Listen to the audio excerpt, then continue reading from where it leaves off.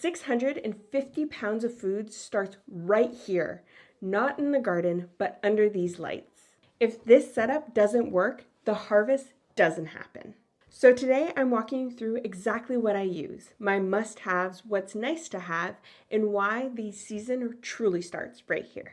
Let's start with the essentials, 4 things I can't do seed starting without. My 3-tier metal shelves are the first on the list. The reason these are so essential is because they allow you to grow vertically. I can grow 3 times the amount of seedlings in that space than if I had just one level surface. I have 2 shelves. Each of them are about 2 feet wide, 30 inches tall, and about a foot deep. And I find that depth perfect for the 10-20 trays I like to use. Many years ago, I started with just one of the shelves. As my garden addiction grew, so did my seed starting setup. Now I have 2 of these shelves put together to give me a 4-foot long growing area.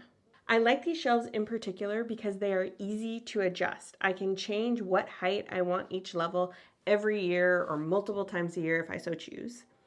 I also like how the metal wire lets water run through them, so there's no water pooling on the shelves causing wood to rot or anything like that. The fact that they are metal wire shelves also makes it really easy to attach lights to them.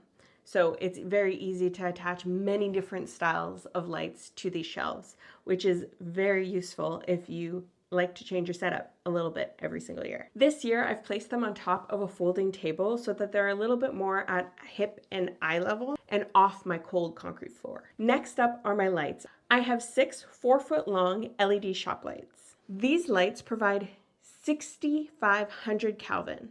And at a minimum for growing seedlings indoors, you want your lights to provide 5,000 Kelvin. So these lights exceed that. Not tremendously, but they do exceed the 5,000 Kelvin requirement. You need this light color in order to create compact leafy growth. And you want your seedlings to remain compact. Stretched out seedlings are just not as strong. I like that these lights are LED. They help save just a little bit of money on our electric bill because they're slightly more energy efficient than bulb grow lights would be.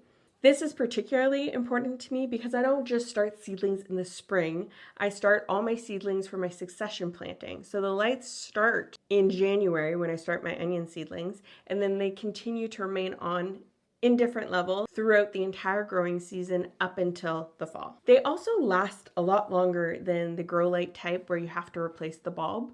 LED lights just last longer. I also like that I can set up each individual set of lights on each of the individual shelves to turn on and off on their own. So at the beginning of the season, when I only have a handful of seedlings started, I can turn on just the one shelf. As I seed more seedlings as the growing season goes on, I can turn all the shelves on, 2 shelves, the top shelf, the bottom shelf. I have full control because I'm able to turn on and off the individual tiers of lights. Next up is the 2-inch soil blocker. I am starting 98% of my seedlings in these soil blocks. I have completely stepped away from the traditional seed starting trays, and I will explain more on that in the next video. For the other 2%, I will be using the large red solo cups. This is mostly for my onions because I like to cluster sow them, and the soil blocks aren't ideal for that. I find that my plants do much better in soil blocks, and I find they are slightly more space efficient under this small area I have for seed starting. And as a bonus, there is far less cleaning that needs to happen after I put the seedlings in the ground. I don't have a bunch of annoying trays that need to be washed. The soil blocks do, however, have to go on something, and what I like to use are 10-20 trays, often seen for growing microgreens. I like the short-sided ones because I find it's easier to use the soil blocker in it, and I find it's easier to take the soil blocks out of the trays when it's time to plant them. Everything I use in my setup is linked in the description below if you want to take a closer look. And then there's the extras, the nice to haves, the things that make your life a little bit easier, but they certainly aren't required. Heat mats, they are nice to have to get seeds that like the warmth up and germinated quickly. Things like peppers and tomatoes. Peppers in particular can take forever to germinate, and the heat mat helps speed things along. But as long as you're in a warm space and you've given your seeds enough time to germinate, you don't really need a seed mat. I like a seed mat in particular because I'm starting in a cold, lower basement. where heat is really a problem with my seed starting. So for things like my tomatoes and my peppers, the seed mat is very beneficial. But I didn't start using a seed mat until I moved into the lower basement. When I was in a warmer room, my seedlings did just fine without it. If this is your first year starting seeds and you're investing in your setup, a heat mat is a year 2, year 3 thing. I wouldn't worry about it for your first year. Now this next one is a must-have for me, but that's only because of where I have my seeds set up located. I'm located in a cold lower basement, so a floor heater is a must for me. But if you are in a room temperature room in your house, it's really not necessary. If your room temperature is above 21 degrees Celsius, then you can forego a floor heater.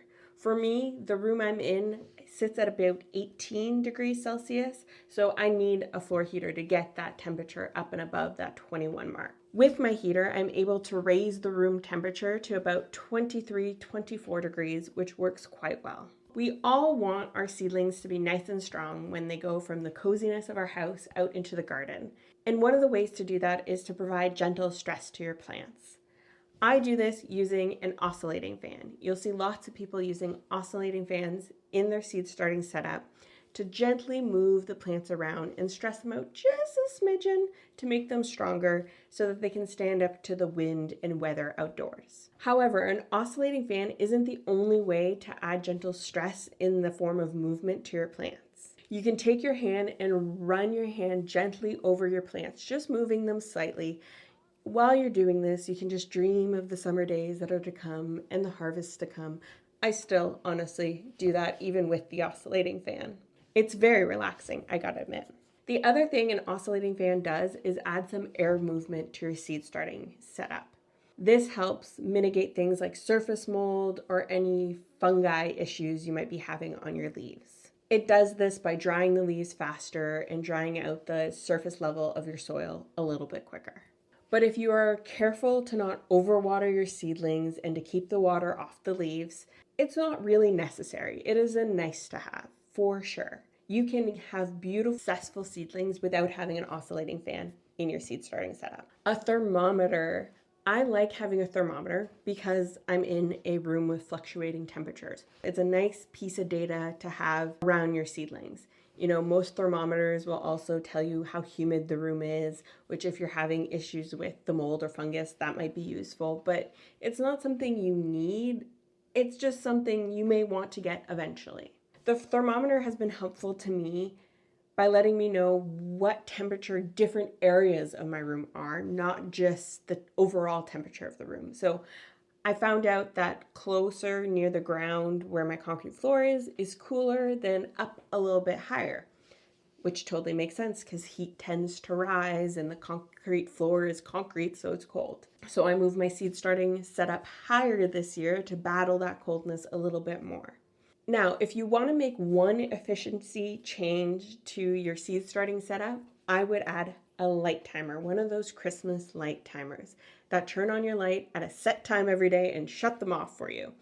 If you're like me and you can get a little busy and somewhat forgetful, or you have small children pulling your attention 15 different ways, having the lights just turn on and turn off is absolutely wonderful. It feels very luxurious and relatively inexpensive to do. It can save you lots of headaches because you keep forgetting to turn your lights on until 12 o'clock in the afternoon. They can start to get leggy and stretched out, and you want strong, robust, short seedlings to be strong to go into the garden. So having something that takes that task out of your hands and does it for you is wonderful. Do you need to have it? No, you can set a timer and be disciplined to turn the lights on at 7 and shut them off at 8, but it is certainly a nice addition to have to your seed starting setup. So my very first grow light setup was this Sunblaster LED grow light garden. It was originally for growing some greens and herbs and microgreens indoors. And then I got bit by the gardening bug and needed to start seedlings. I like to start the seedlings under those grow lights. I just find them slightly stronger than my LED shop lights. I think that's mostly because of the reflector they have on them. They help to start my seedlings off a little bit stockier. They keep them nice and compact. And then once I need it for the next round of seedlings, kind of when the first true leaf starts to emerge, I kick them out to my grow shelves where they spend the rest of their lives until they're ready to move outside, and start the next round of seeds under those grow lights. I find that if your seedlings get leggy at the very beginning, there's no recovering. So you should use your best light space for getting your seeds up and germinated. I can get that light nice and close. The seedlings are nice and stocky. If I hadn't started off with this garden, would I go and purchase it now? No. I would probably create some sort of reflector or move my seedlings really close to my lights when they're first getting germinated so that they stay nice and stocky. I use it because I have it. I wouldn't go and get it just to add to my setup at this point. I want a system that can grow with you because you're gonna want more plants. You're gonna want more seedlings. I can speak from experience. You're always gonna want more plants. And then you're going to starting herbs. And then you're going to go, look at all those flowers people are starting. I should try to squeeze some of those into my garden. Man, that wasn't enough broccoli last year. Let's plant 65 of them this year. Oh, I can succession plant. Now I need a bunch of lettuce for the fall. And I also need plants to go in July to replace the plants that are done from my spring planting. Having more room isn't going to hurt you. Plan for expansion a little bit when you first start. And that's my seed starting setup. The essentials that make the season possible and the little extras that make life easier. Everything you see here is helping me on my path to get to 650 pounds of food this year. Every seed, every tray, every block, it all adds up. Starting strong now means less stress in the garden later and more success when it comes time to planting. And this is where the season truly begins. And speaking of starting off strong, in my next video, I'll share why I no longer use seed trays.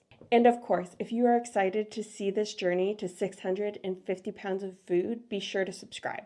There's plenty more growing to come.